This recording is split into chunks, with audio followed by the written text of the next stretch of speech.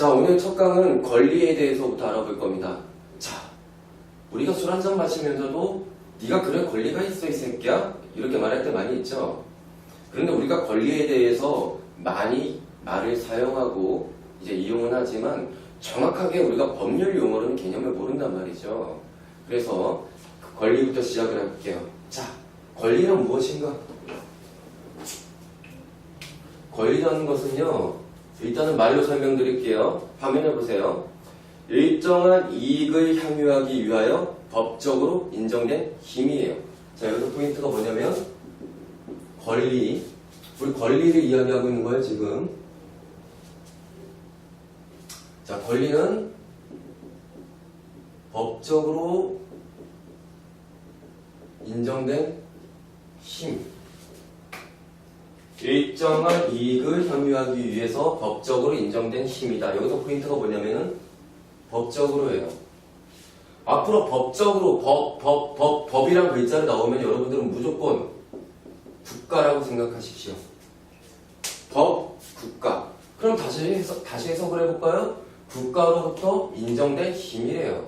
그게 권리다. 이 말이에요. 다시 한번 이제 설명을 하게 되면은 국가의 강제력을 동원할 수 있는 힘이다. 자, 첫 페이지 한번 펴보세요.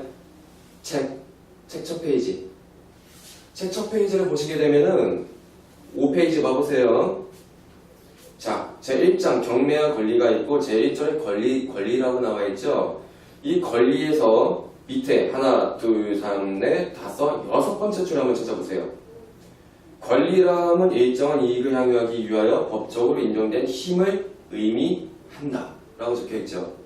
찾으셨나요?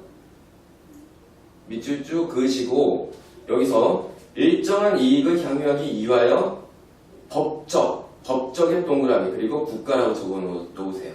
여러분들 복습하실 때 필요하니까. 자, 그리고 그 다음에 두 번째 줄 여기서 법적으로 인정된 힘이란 말의 의미는 궁극적으로 국가의 강제력을 동원할 수 있는 힘이다. 이게 포인트예요. 자, 국가의 강제력을 동원할 수 있는 힘 밑줄 그으세요. 별표. 개념을 정확하게 잡아놔야 되거든요. 자, 하셨나요? 자, 이제부터 칠판 한번 보세요. 예를 한번 들어볼게요. 권리에 대해서. 자, 갑소유로 인정이 되는 토지가 있습니다. 이게 갑소유로 인정되는 토지예요. 한 1억짜리라고 두고 보자고요. 1억 주고 토지를 산 거예요. 그럼 갑은 누구예요? 토지 소유자죠. 뭐에 대한 소유자? 토지에 대한 소유자. 물건에 대한 소유자죠. 오케이? 여기까지 이해되셨죠? 그런데 말이죠. 갑자기 한동안 토지를 비워두고 방문을 안 한 결과 의리라는 사람이 이 땅에다가 나도 모르는 사이에 건물을 지어놓고요. 월세까지 받고 있더라. 자, 여기서 이 건물은 무단 건축을 한 겁니다. 오케이? 자, 이때 갑은 토지 소유자로서 권리를 침해받았어요. 느낌으로 공감되시죠? 나중에 정확하게 배울 텐데 토지 소유자, 이 부동산에 대해서 소유자는요, 이 토지를 내가 마음대로 나 혼자서 단독으로 사용하고 수익하고 처분을 할 수 있는 권리를 갖고 있는 거예요. 그런데 무단으로 을이 건축을 지었으니 이거는 을은 불법행위라는 거죠. 자, 이때 갑은 권리를 침해받았기 때문에 어떻게 해야 돼요? 권리는 뭐라 그랬어요? 국가로부터 인정된 힘이죠. 근데 나는 개인이죠. 그럼 어떻게 해야 돼요? 누굴 찾아가야 돼요? 국가를 찾아가야죠. 국가한테 이르는 거예요. 국가, 판사님이라고 두고 볼게요. 판사님, 제가요 이 토지를 나중에 모텔을 지어가지고 운영할 계획을 가지고 있었는데 갑자기 의리라는 생뚱맞은 사람이 나타나갖고 여기다 건물을 지어가지고 제가 지금 권리의 침해를 받고 있습니다. 도와주십시오. 국가로부터 인정된 힘인 사용 수익 처분을 할 수 있는 권리가 있는데 여기서 자, 사용하고 수익할 수 있는 권리를 침해받고 있습니다. 도와주십시오 하면 국가가 어떻게 하겠어요? 갑으로부터 네가 진정한 이 토지의 소유자인지부터 확인을 하고 또 을이 진정으로 무단으로 계약 없이 각각의 약속이나 계약이 없이 건물을 지었는지 확인을 해보는 절차를 갖겠죠. 그리고 나서 국가는요, 의뢰 건물에 대해서 철거를 시켜줄 거예요. 자, 권리 행사는 이렇게 하는 겁니다. 내가 마음대로 가가지고 무단으로 건물 지었다고요. 그 뭐예요? 뭐 해머 같은 거 갖고 가서 부시면 안 돼요. 예를 들어서 실제로 법률만 가지고 이야기를 해도요. 내가 자전거를 하나 갖고 있습니다. 그런데 말이죠. 내 자전거를 누군가 훔쳐간 거예요. 그래서 미치게 막 속상하고 답답하고 막 학교까지 막 걸어가고 그랬다? 난 대학생인데? 근데 어느 순간 갑자기 내가 떡볶이를 먹고 지나가는 길에 내 자전거를 타고 누가 지나가는 거예요. 이때 법률적으로 이야기하면은 내 자전거 맞죠? 내가 이 자전거의 소유권자예요. 맞나요? 그렇다고 해서 내가 마음대로 가갖고 이 새끼야 너 나와 이 새끼야 내 자전거야 하고 갖고 오면 안 돼요. 개인이 할 수 있는 게 아니에요. 그때는 법률의 힘을 빌려서 처리를 해야 되는 거예요.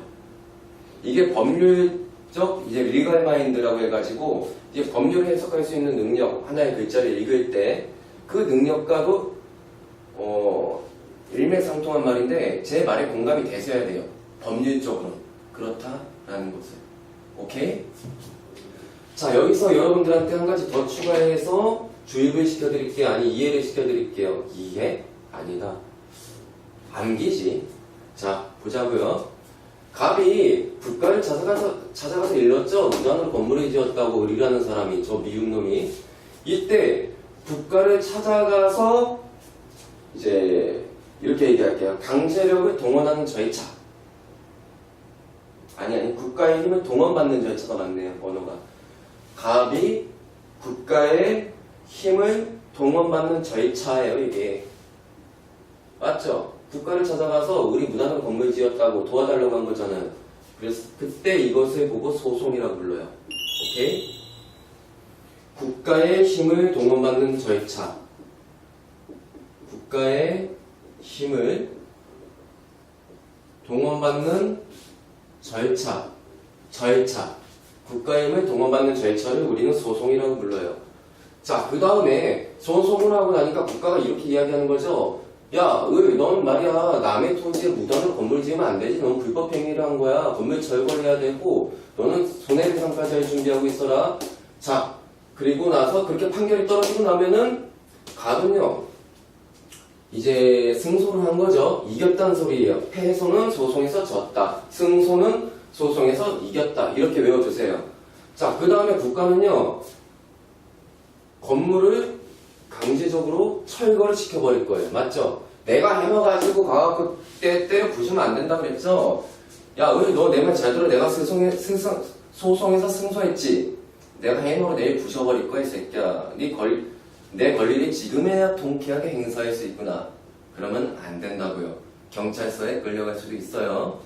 그렇기 때문에 국가가 강제력을 동원하는 절차를 통해서 건물을 부셔버린다고. 이때 알아두셔야 될 것. 이 철거를 하는 거는요, 뭐라고 부르냐. 국가의 강제력을 동원하는 모든 절차를 보고 우리는 강제 집행이라고 부릅니다. 오케이? 그러면은 국가가 건물을 철거하는 것은 뭐예요? 강제 집행을 하는 거죠. 국가가 강제력을 동원하는 거죠. 그리고 그런 모든 절차를 보고 강제 집행이라고 부르는 거예요. 갑이 국가를 찾아가서 일러요. 국가의 힘을 동원하는 절차를 갖는 거죠. 이걸 보고 우리는 소송이라고 불러요. 오케이? 자, 그래서 여러분들이 개념을 정확하게 잡아야 되는 게 포인트는 모든 절차예요. 국가의 강제력을 동원하는. 경매 초보자분들은 어떻게 이해를 하냐면은 내가 경매로 아파트를 낙찰받았다. 그리고 거기에 있던 전 소유자는 이제 나한테 집을 비워줘야 되죠. 근데 안 비워주는 거야. 그때 나는 국가의 힘을 동원하는 절차로 갈 수도 있고, 그쵸? 국가의 힘을 동원하는 절차를 갖춰야 돼요. 그걸 보고 이제 인도명령 신청이라고 하는데 나중에 배울 거예요. 자, 그걸 걸쳐서 국가의 강제력을 동원해가지고 그 아파트에 살고 있는 사람을 내보내잖아요. 그걸 우리는 강제 집행이라고 불러요. 근데 많은 사람들이 그것만 강제 집행인 줄 알아요. 집행관이랑 집행관 외의 사람들이 찾아가서 짐을 막 빼낸다. 그거 강제 집행이지. 그것만 강제 집행이지. 이렇게 인식을 하는데, 그렇게 개념을 알고 있는데 아니에요. 국가가 강제를 동원하는 모든 절차는 강제 집행이다. 이렇게 정확하게 개념을 잡아두셔야 돼요. 오케이? 자, 정리할게요. 권리는 법적으로 인정된 힘이다. 국가로부터 국가의 강제력을 동원할 수 있는 힘을 보고 권리라고 한다. 오케이? 그리고 자, 국가의 힘을 동원하는 절차를 보고 소송이라고 이야기한다. 자, 승소라는 말은 소송에서 이겼다. 패소라는 말은 소송에서 졌다. 자, 국가가 국가의 강제력을 동원하는 모든 절차를 보고 우리는 강제 집행이라고 이야기한다. 오케이, 이해되셨나요? 오케이, 좋아요. 우리는 권리라는 것에 대해서 배웠고요. 그 권리를 배우면서 소송은 무엇인지, 강제 집행은 무엇인지에 대해서까지 배웠습니다.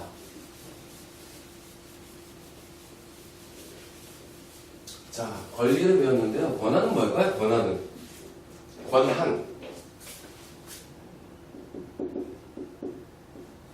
권한은 뭘까요? 권한은 뭘 이야기할까요? 예를 들어가지고요. 아까 제가 지금 지운 그림 있죠? 그때 갑은 소유권의 침해를 받고 있었잖아요. 무단 건축을 해가지고. 그때 국가의 강제력을 동원받는 절차를 갖기 위해서 소송을 하려고 그러는데 갑이 지식이 없는 거예요. 법 없이도 사는 사람이었거든요. 자, 그래서 지식이 없다 보니까 누굴 찾아가요? 법무사를 찾아가가지고 소송장 접수하는 거를 도와달라고 이야기를 해요. 그래서 법무사가 국가를 찾아갑니다. 대리인으로서 국가를 찾아가는 거예요.